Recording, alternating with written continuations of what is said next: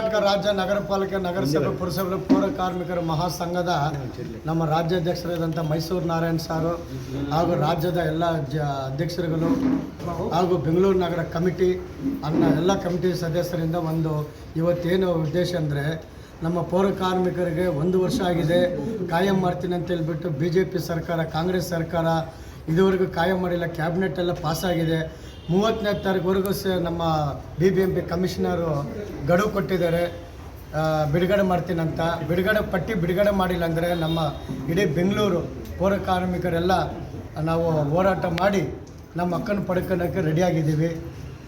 Commissioner 30ನೇ ತಾರೀಕು ಬಿಡುಗಡೆ ಮಾಡ್ತೀನಂತಿಲ್ಲ. ಅದೇ ರೀತಿ ಆಟೋ ಡ್ರೈವರ್ ಹೆಲ್ಪರ್ ಲೋಡರ್ ಕೂಡ ತುಂಬ ಅವ್ರಿಗೂ ಕೂಡ ನೇರ ವೇತನ ಆಗಬೇಕು. ಅದಕ್ಕೋಸ್ಕರ ಹೋರಾಟ ಇವಾಗಲೇ ನಮ್ಮ ಪೌರ ಕಾರ್ಮಿಕರು ಅವಲಂಬಿತ ಮಕ್ಕಳಂತ JH ಅವರು ಇದ್ದಾರೆ. ಅವ್ರನ್ನೂ ಕೂಡ ನೇರ ವೇತನ ತೊಗೋಬೇಕಂತ ಒಂದು ಸಬ್ಜೆಕ್ಟ್ ಇದೆ. ಈ ರೀತಿ ನಮ್ಮ ಸಂಘದ ವತಿಯಿಂದ ಹಲವಾರು ಹೋರಾಟಕ್ಕೆ ನಾವು ಸಿದ್ಧವಾಗಿದ್ದೀವಿ. ನಮ್ಗೆ ಒಂದೇ ಗುರಿ, ನಮ್ಮ ಪೌರ ಕಾರ್ಮಿಕರಿಗೆ ಕಾಯಂ ಆಗಬೇಕು. ನೇರ ವೇತನದಿಂದ ಕಾಯಂ ಆಗಿದ್ರೆ ಎಲ್ಲರಿಗೂ ಅನುಕೂಲ ಆಗುತ್ತೆ ಅಂತ ಹೇಳ್ಬಿಟ್ಟು ನಮ್ಮ ಹೋರಾಟ ಸರ್. Okay sir.